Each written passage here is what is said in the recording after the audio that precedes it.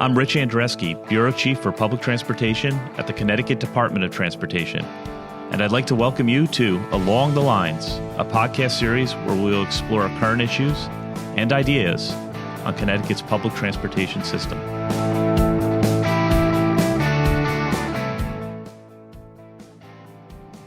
Welcome to another episode of Along the Lines, a podcast of the Connecticut Department of Transportation. This is your host, Rich Andreski. Climate change. Two words that evoke a myriad of emotions, but it's one of the most critical issues facing our state, country, and the entire planet. Climate change impacts are already being felt in Connecticut with extreme weather events, including high tide flooding, droughts, and an increase in dangerous ozone days. Climate change is also responsible for many impacts on health and well-being, such as the spread of mosquito-borne illnesses being one example.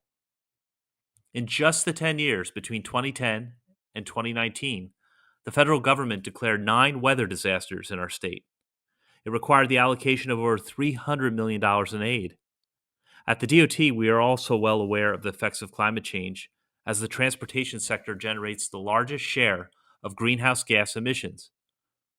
As of 2018, more than 1/3 of greenhouse gas emissions came from burning fossil fuels for our cars, trucks, ships, trains, and planes. However, the state and the DOT are in a unique position to be a leader in addressing climate issues. This is the first in a series of podcasts that will explore this topic. Future podcasts will discuss the Transportation and Climate Initiative, also known as TCI, and another will discuss what the Connecticut DOT is already doing and will do to combat climate change. Today, we've invited 2 experts to discuss the impacts of climate change in Connecticut and what's being done to lessen the effects. We'll also address how transportation plays an essential role in contributing to and tackling climate change. With me today is Ryan Hanrahan. You know him best as Chief Meteorologist for NBC Connecticut. He has a degree in meteorology from Penn State University and studied atmospheric science in graduate school at SUNY Albany. Welcome to the program, Ryan. Thank you for having me. And my other guest today is Katie Dykes, who's the Commissioner of the Connecticut Department of Energy and Environmental Protection. Previously, Katie served as Chair of the Connecticut Public Utilities Regulatory Authority, PURA, and before that, she served as Deputy Commissioner for Energy at Connecticut DEEP. Katie is a graduate of Yale College and the Yale Law School. Hi, Katie. Thanks for joining us. Great to be with you. Great. So I'm really pleased to have you both on the program today. Can't think of 2 better guests to talk about the topic of climate change. So Ryan, I'm going to start with you. As a meteorologist, you're an ambassador of sorts to the public in terms of understanding climate change. Is it safe to say that weather is what happens every day and climate is about the longer term conditions? Yeah, I think that's a really good way of looking at it. So climate is basically a look at the kind of conditions you can expect to see. So we know, for example, in the winter, it gets cold, and in the summer, it gets warm, and we can compare the climate here in southern New England to other parts of the world. What we are seeing in the last several decades, and really in the last 100 years, is that the climate is changing. And so we're seeing these broad scale global changes to the climate system, and that has an effect on our weather here locally. And so, it's even as the world warms, we can still have cold snaps and we can still have blizzards, but we are seeing changes here compared to what we saw, say, 100 years ago. And so one of the things that we do as meteorologists is we're really forecasting the weather in a very short time scale. So I'm looking at what's happening in the next few hours and what's happening in the next couple of days. But especially in the last 10 or 20 years, we have started to see changes in our day-to-day weather because of climate change. And so part of what we are doing on the air now on NBC is we're actually talking about those changes, and we're trying to educate people as to what those changes will be locally. Yeah, Ryan, it wasn't that long ago where climate change was known as global warming and this concept of it being a global phenomenon. But what are some of the clues that we're seeing here in Connecticut in terms of these changes? Can you give us a couple of examples? Yeah, so one thing that actually comes up more often than you may expect is especially if I'm falling down the rabbit hole and engaging with people about climate change on Twitter or Facebook, a lot of people will say, oh, well, it used to be called global warming and now we call it climate change. So what's the deal? Are you just trying to, come up with a new name for it? But I think climate change is a much more apt descriptor for what we're seeing. So, yes, on a global scale, we're seeing temperatures warm because of the pollutants that humans are putting into the atmosphere. However, we're seeing a lot more than just temperatures warming. Once that happens, you start to see all sorts of different effects with the climate. So, for example, some areas are more susceptible to drought, other areas are more susceptible to flooding. Some areas are seeing sea level rise at a greater rate than other areas. So it's not just that we're seeing warmer temperatures. As the Earth warms, it starts to impact the climate system, and so you start to see all these different changes. Here in Connecticut, one thing that we've seen over the last couple of years, or last couple of decades, I should say, is that we're seeing larger rain events and larger precipitation events. We're seeing warmer winters and much warmer falls. And we're also seeing sea level rise on Long Island Sound. We can go back and track sea level rise over the last 100 years, and you can see how the sound is beginning to get a little higher and start to creep up on properties that abut Long Island Sound. So we're seeing a lot of those effects here locally, and there's certainly it's not showing any signs of slowing down. In fact, most of those trends have been accelerating in recent years. Ryan, you paint a a very concerning picture, as much of our transportation infrastructure isn't far above sea level, and the notion of rising tides is definitely a threat to the public transportation infrastructure. Our Shoreline East is a great example of that. So understanding what's happening is critical to how we respond in the future.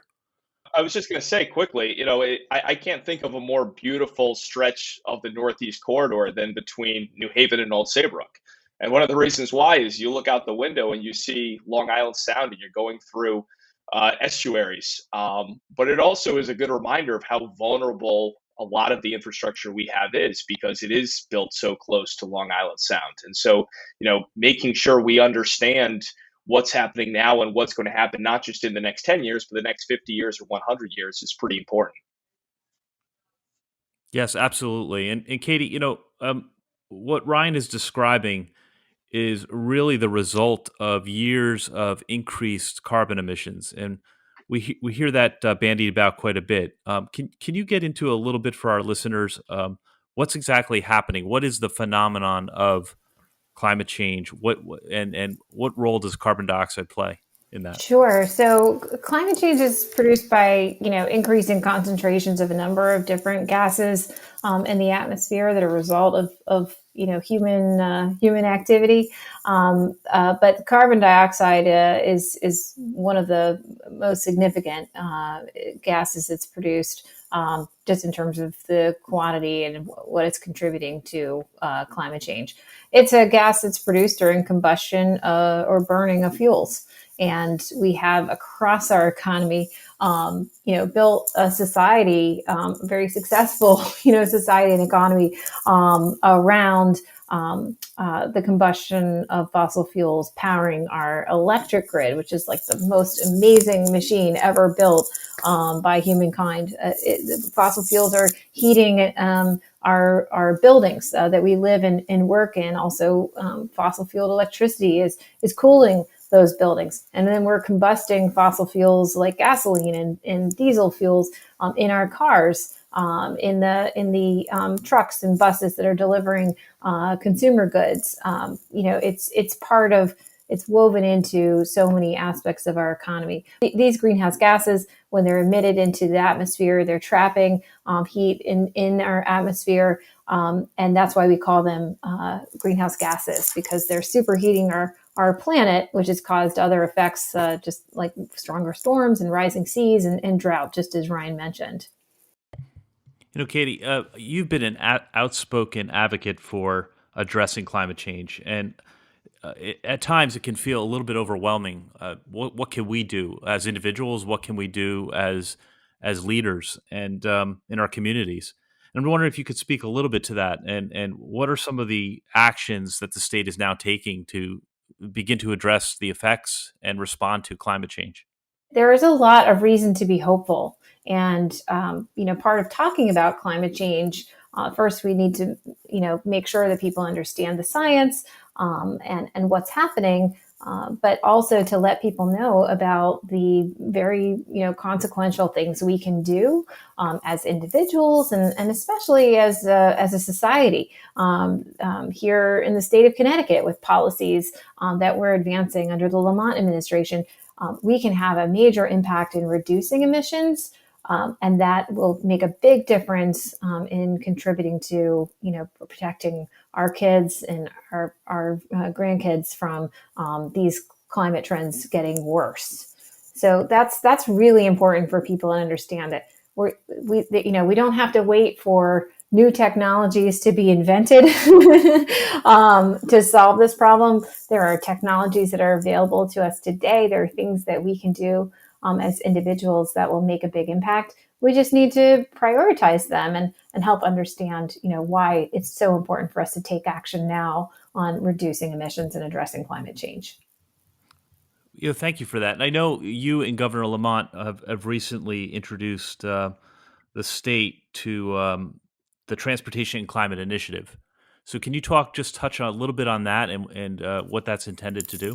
Yeah, so Rich, the transportation sector is the largest contributor to greenhouse gas emissions in Connecticut and in the United States in general. The cars we drive, the internal combustion engines that are powering the way we move contribute about 35% of the greenhouse gas emissions statewide.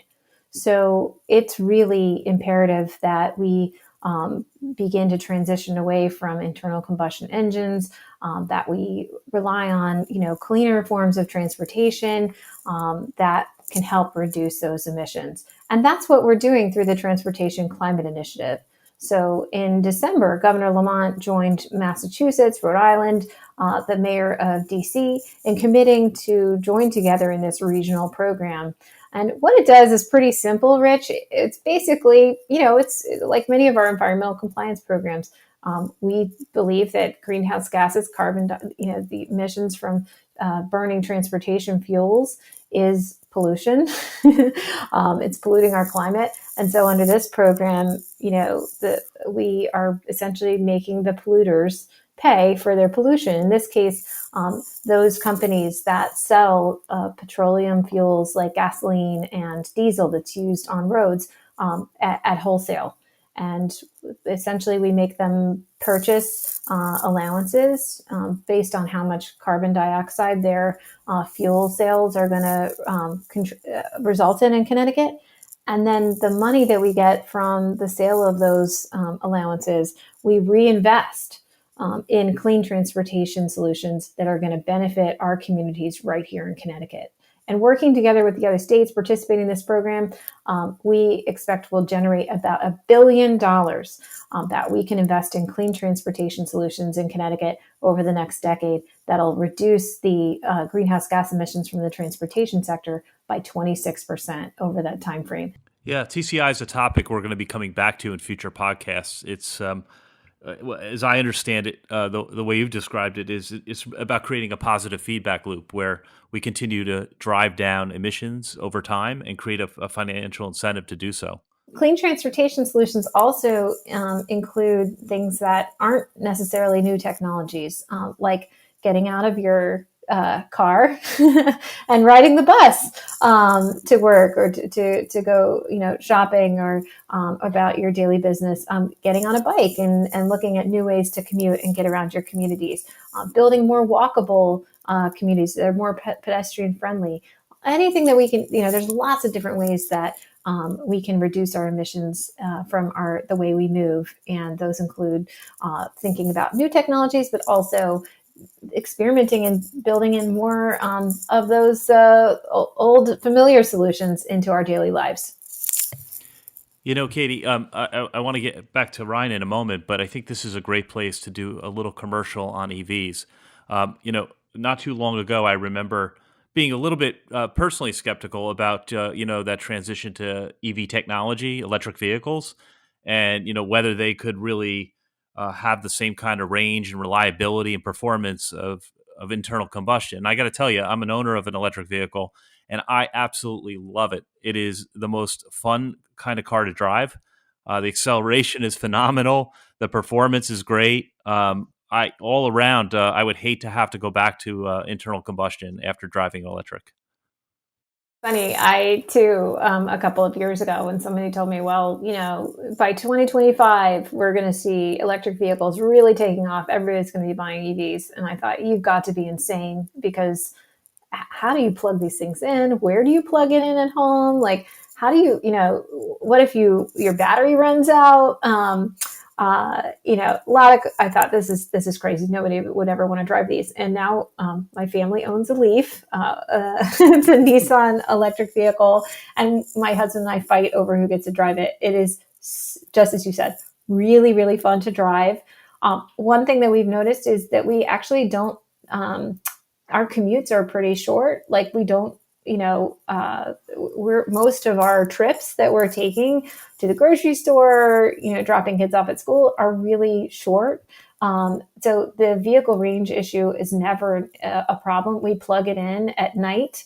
You don't have to stop by the gas station to refuel. You can just plug it in at night at home, and it's all charged up and ready to go. So not to mention that there's next to no maintenance required on an electric vehicle. You can really save on those maintenance costs. So I'm a real believer, and I think that as we build out more electric vehicles, we'll have more charging stations.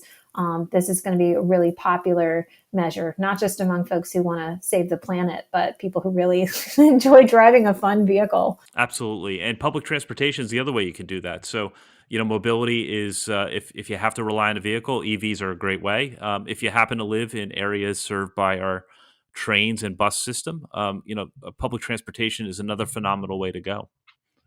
Ryan, I want to come back to you and talk a little bit about the phenomenon we see in Connecticut, which is that our air quality isn't so good. Now, a lot of folks who live in Connecticut and beyond Connecticut tend to think of Connecticut as a very sort of typical, New England place where, lots of wide open spaces, lots of greenery. The first thought isn't heavy industry, and yet we have some of the poorest air quality in the nation.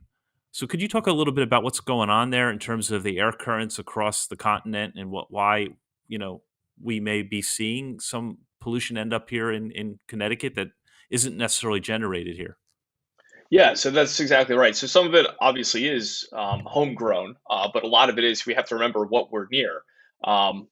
Greenwich is only 25 miles from New York City, so it doesn't take much on certain days, particularly in the summer, to get some of that poor air quality up the coast and into Connecticut. So we do see a lot of days in the summer, and even a few days in the winter as well.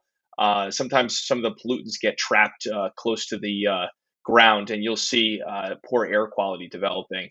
And so that's something that certainly is a concern for us. And we're actually, we do a fairly good job of tracking that, and we have a good idea of when we are going to see poor air quality developing. And that's something that, is going to continue to be a problem over the next few years.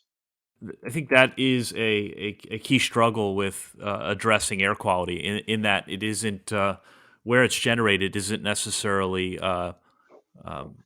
where folks end up being hurt by it. I will say that many of our communities that may not be as economically well off and may not have the option of driving, many of those folks are harmed by this air quality issue. And air quality, uh, and please correct me if I'm wrong, Katie, but some of our air quality issues are most significant along our I-95 corridor, in densely developed communities where housing is very close to the highway. Um, are we? Yes. Yeah. What can you say about that? That's exactly right. So while our transportation sector is contributing 35% of our greenhouse gas emissions in our economy, it's contributing about 66% of the air pollution that's impacting public health, contributing to higher than normal rates of respiratory illness in communities in our state. And those impacts, those public health impacts, are not felt, evenly across the population. Communities who live along our transportation corridors, along our major interstates, in some close to industrial areas where there's a lot of truck traffic, they're experiencing really acute impacts localized to their communities. And so that's another really great benefit of acting on climate, is that along the way, we're also going to be cleaning up our air and helping to make the air, the air that our kids and our families are breathing safer. So, I'll chime in here by saying, COVID-19 has sort of radically altered the way we live and work.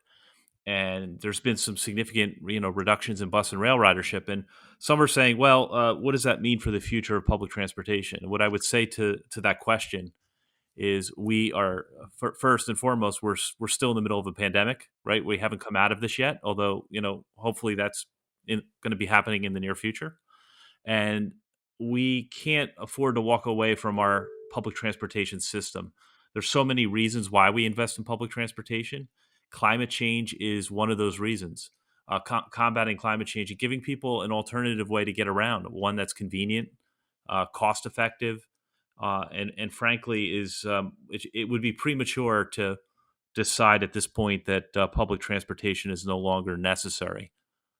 So that's a little a pitch from the DOT, and that it's important we wait and see and continue to invest and remembering that those who do use public transportation are very often folks that have the fewest means and least ability to get around by other means. So it's a lifeline, literally. It's been also extraordinary to see how important our public transportation system has been for essential workers across our state, even during the pandemic. And through programs like the Transportation Climate Initiative, we'll be able to support investments in the transit system that is so essential for so many people across the state. And that is, again, just a workhorse of a climate solution, right? Ryan, I'd like to come back to you and your thoughts on, this climate change is real. I can remember not that long ago where there was still sort of a mixed sense among our citizenry about the threat that climate change poses, and I hear less and less of that nowadays. Can you talk a little bit about what's going on in terms of the evolution of the science and where it's taking us? So a couple things. One, I think in terms of public opinion, at least anecdotally, what we see at the station when we talk about climate change is that there's a really big appetite among our viewers about learning more about how climate change is impacting them locally. Because sure, it's a global issue, but at the end of the day, it's a local story. Climate change is impacting us every single day. When I started about 15 years ago, if you did a story on climate change or you talked about climate change, you certainly would hear from people who would say that that doesn't necessarily belong in a weather segment, or why are you talking about that? And now it's just the opposite. So I think in the last 15 years, I've certainly noticed a change in how the public views it, and we're getting people asking us for more information on it because it's a pretty complicated topic, right? I mean, we're talking about pollution in the atmosphere that's warming different parts of the world up at different rates and seeing different impacts in different regions. And so it's a lot for the average person to try to distill and figure out, okay, how is that impacting me and my family? And what the heck can I do about it?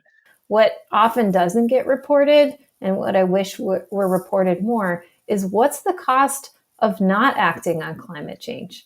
This isn't something that we can just put off until the future, because some of these impacts on the climate become irreversible, and they can accelerate to a point that it really can't be reined in if we don't act now. We pay for this one way or another, right? We in inaction, we pay for it through increased insurance premiums.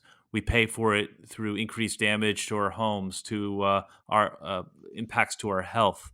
There are so many different ways in which these costs are put upon us. And the, I would just point to the current pandemic and say, when this was all theoretical, the idea of a pandemic and a widespread airborne illness, um, the the potential cost scenarios just seemed very outlandish, right? The impacts to the economy. And yet when it happened, we realized that these impacts are in the billions, if not trillions of dollars.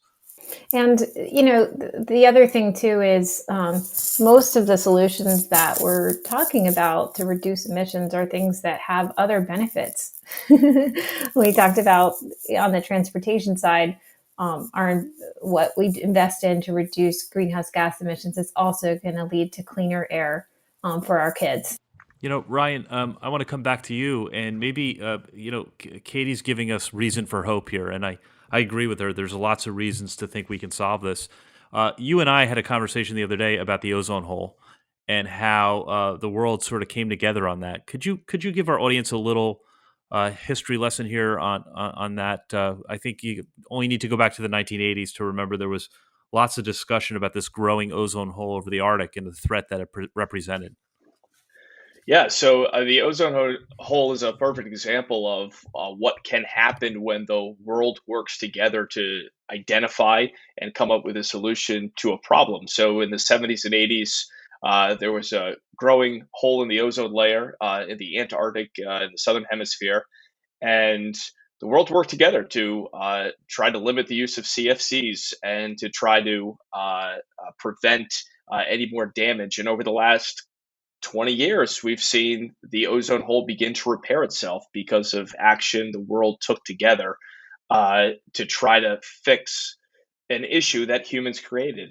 And I think there is great hope. I think it's a combination of people realizing that this is a problem and working to come up with solutions, both here locally and at a state level and a national level and a global level. And so recognizing what the problem is and coming up and having a good faith discussion on both sides about what's the best way to fix this. And by both sides, I don't mean whether or not climate change is occurring. It's what is the role of business and what is the role of government and what is the role of individuals to come up with solutions to this problem. I think we'll get there.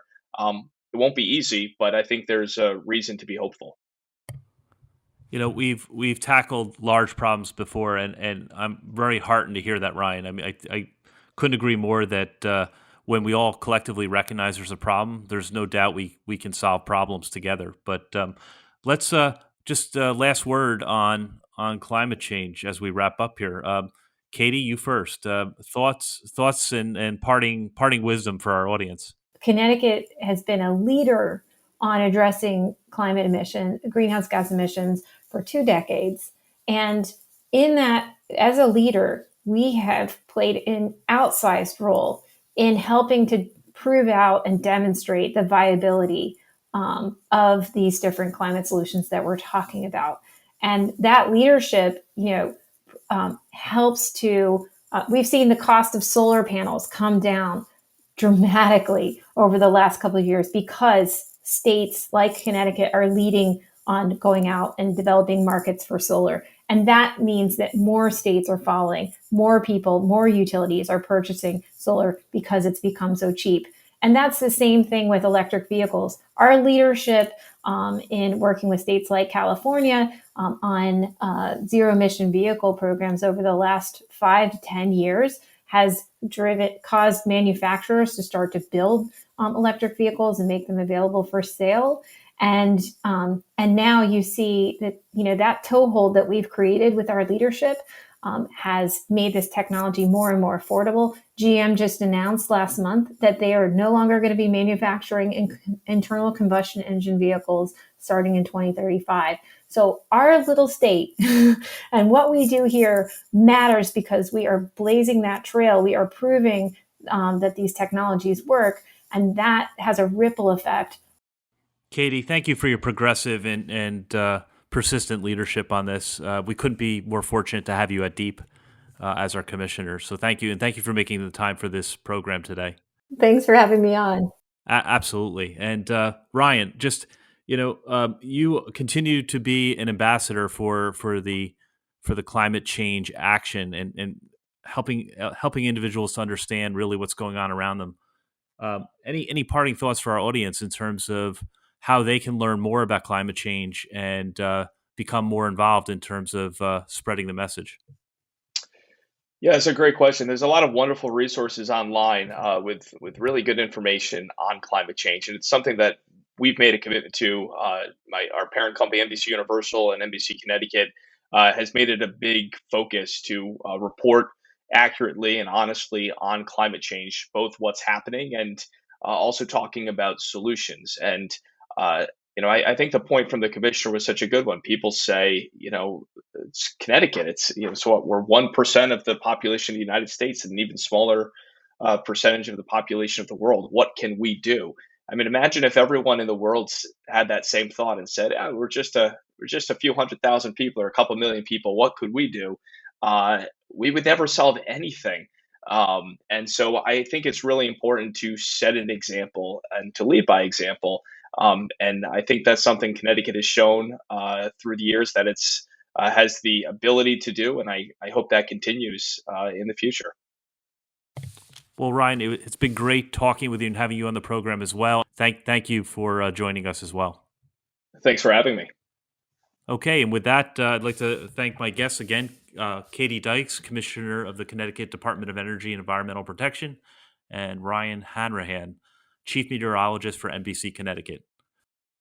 So once more, today's podcast is the first in a series on transportation and climate change. We'll be returning to this topic periodically. Until next time, this is Rich Andreski with Along the Lines. Thanks for listening to this episode of Along the Lines. This is your host, Rich Andreski. If you've enjoyed this podcast, please remember to subscribe and share.